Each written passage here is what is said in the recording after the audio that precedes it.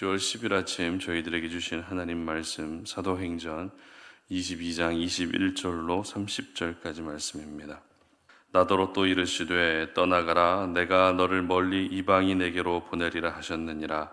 이 말하는 것까지 그들이 듣다가 소리질러 이르되 이러한 자는 세상에서 없애버리자 살려둘 자가 아니라 하여 떠들며 옷을 벗어 던지고 뒷글을 공중에 날리니 천부장이 바울을 영내로 데려가라 명하고 그들이 무슨 일로 그에 대하여 떠드는지 알고자 하여 채찍질하며 신문하라 한되 가죽줄로 바울을 매니 바울이 곁에 서 있는 백부장더러 이르되 너희가 로마 시민된 자를 죄도 정하지 아니하고 채찍질할 수 있느냐 하니 백부장이 듣고 가서 천부장에게 전하여 이르되 어찌하려 하느냐 이는 로마 시민이라 하니 천부장이 와서 바울에게 말하되 네가 로마 시민이냐 내게 말하라. 이르되 그러하다. 천부장이 대답하되 나는 돈을 많이 들여 이 시민권을 얻었노라. 바울이 이르되 나는 나면서부터라 하니 신문하려던 사람들이 곧 그에게서 물러가고 천부장도 그가 로마 시민인 줄 알고 또 그 결박한 것 때문에 두려워하니라. 이튿날 천부장은 유대인들이 무슨 일로 그를 고발하는지 진상을 알고자 하여 그 결박을 풀고 명하여 제사장들과 온 공회를 모으고 바울을 데리고 내려가서 그들 앞에 세우니라. 아멘. 당신은 어느 나라 시민권자이십니까? 라는 제목으로 오늘 아침 말씀 전합니다.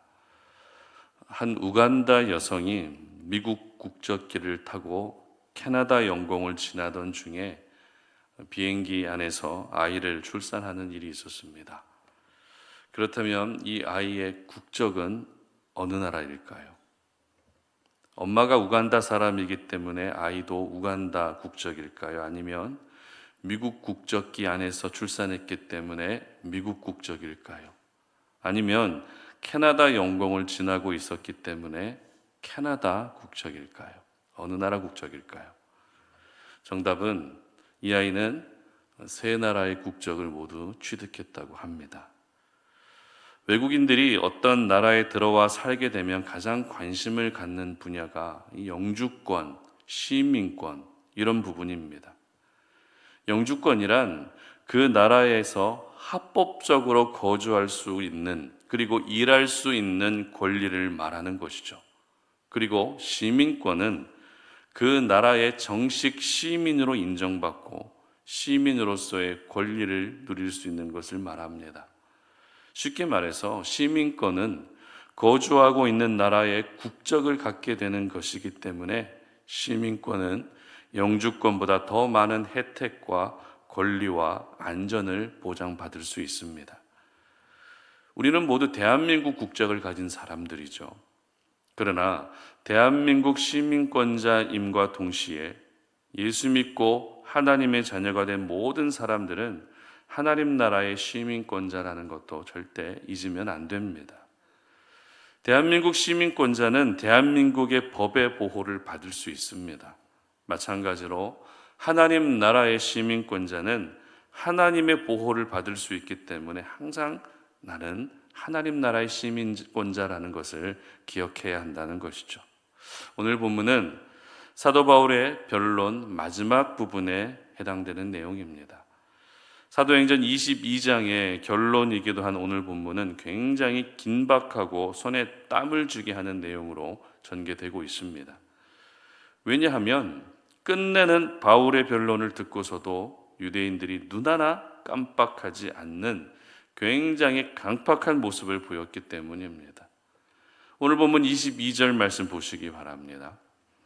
이 말하는 것까지 그들이 듣다가 소리질러 이르되 이러한 자는 세상에서 없애버리자 살려둘 자가 아니라 하여 어떻습니까? 바울을 죽이겠다는 것입니다. 그런데 이 장면을 지켜본 천부장의 반응도 크게 다르지 않았습니다. 24절 보겠습니다. 천부장이 바울을 영내로 데려가라 명하고 그들이 무슨 일로 그에 대하여 떠드는지 알고자 하여 채찍질하며 신문하라 한데 이제는 천부장이 더 앞장서서 바울을 신문하겠다고 나선 것입니다. 이렇게 되면 바울은 빠져나갈 구멍이 사라지게 된 것과 다르지 않습니다.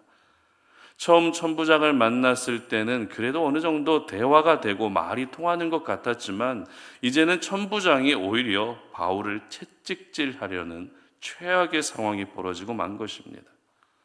여기서 저희들이 먼저 생각해 봐야 할 부분은 하나님의 거룩한 말씀과 복음 앞에 끝까지 믿음의 선한 반응을 나타내 보이지 않게 되면 그 사람은 무고한 사람을 죽이는 살인자가 될 수 있다는 것입니다.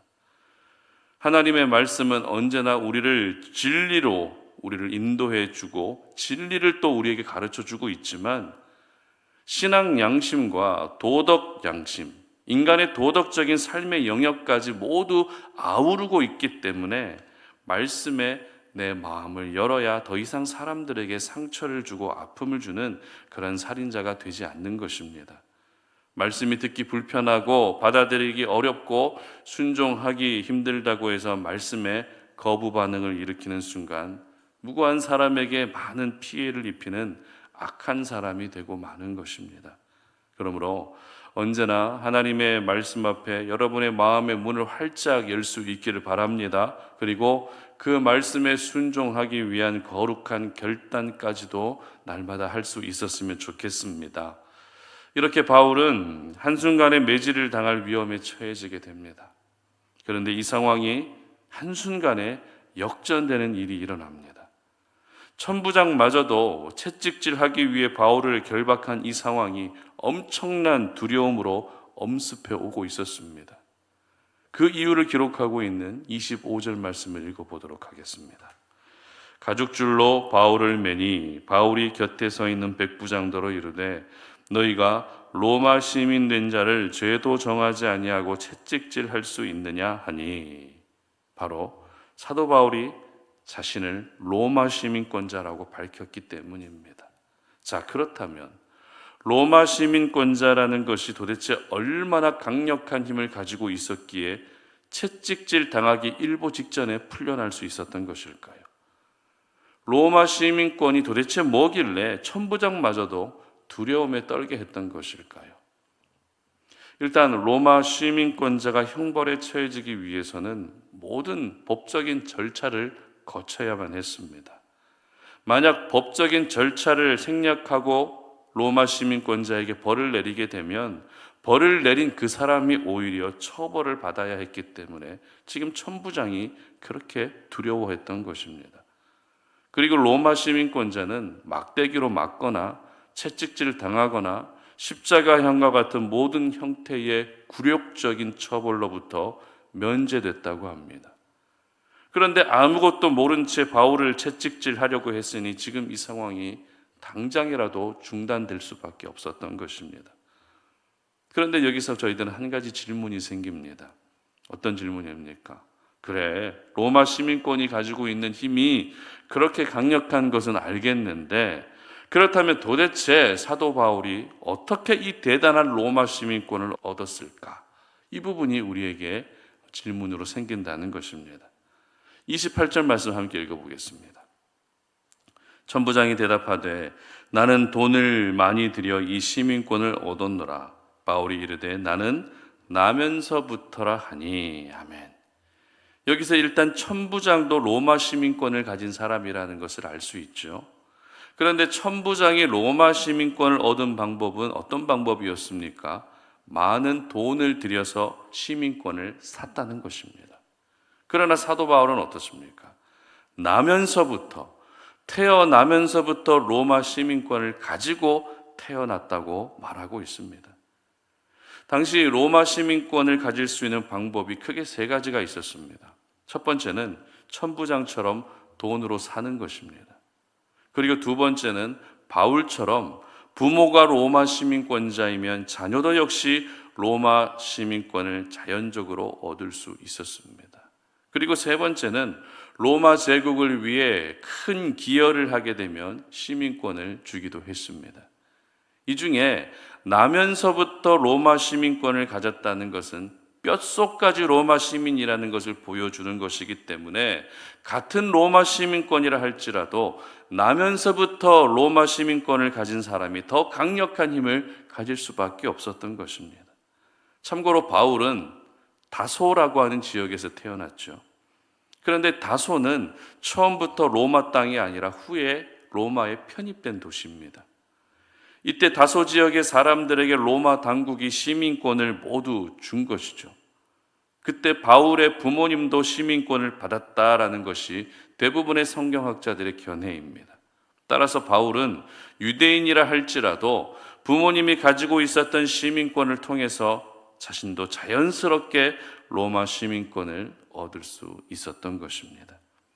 이처럼 바울은 위기 가운데서 로마 시민권의 힘을 통해 위기에서 벗어날 수 있었던 것입니다.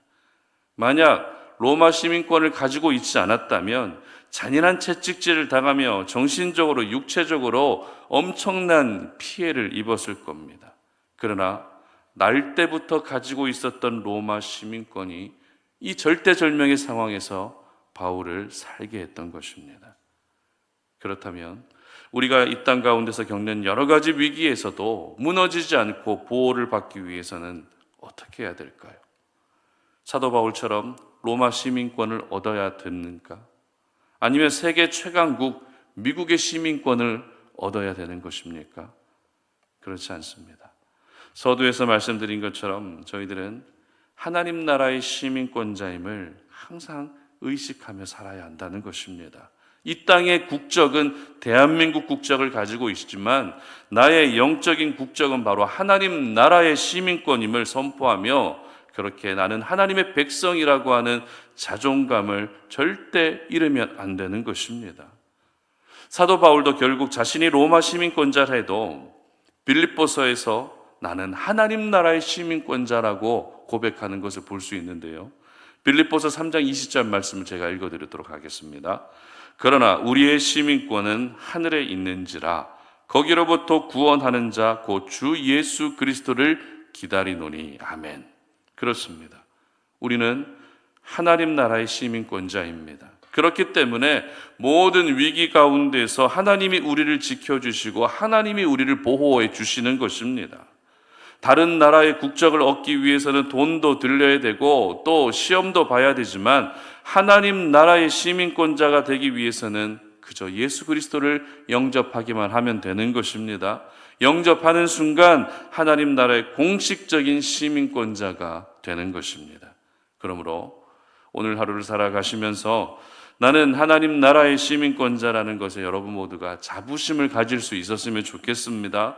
고대 최강국 로마를 다스린 분도 하나님이시고 오늘날의 최강국 미국을 다스리는 분도 하나님이시고 내가 살아가고 있는 대한민국을 다스리는 분도 하나님이심을 잊지 않으시기를 바랍니다. 바로 이 모든 나라를 다스리시는 하나님이 나를 지켜주시고 나를 보호해 주시는 최고 통치자임을 기억하셔서 오늘 살아가시는 모든 삶의 순간마다 하나님의 보호하시고 지켜주시는 은혜가 있으시기를 주님의 이름으로 축복합니다. 함께 기도하겠습니다. 하나님 아버지 감사합니다. 오늘도 우리가 주님 앞에 나와 예배하며 하나님의 거룩한 말씀을 통해 우리는 하나님 나라의 시민권자임을 기억합니다. 그렇기 때문에 하나님이 오늘도 나를 도와주실 것이고 하나님의 보호하심 속에서 우리가 살아갈 수 있음을 감사합니다. 아버지 하나님, 오늘 우리에게 살아가는 모든 삶의 순간순간마다 내가 하나님 나라의 시민권자임을 잊지 않고 살아가게 하여 주시고 모든 위기의 상황이 올 때마다 나는 하나님의 보호를 받고 있다는 사실로 그렇게 무너지지 않는 오늘 이 하루가 되게 하여 주시옵소서. 오늘도 사랑하는 당신의 모든 자녀들을 이 땅의 모든 위기와 위험 가운데서 지켜 보호하여 주시옵소서. 감사드리며 예수님의 이름으로 기도드립니다. 아멘.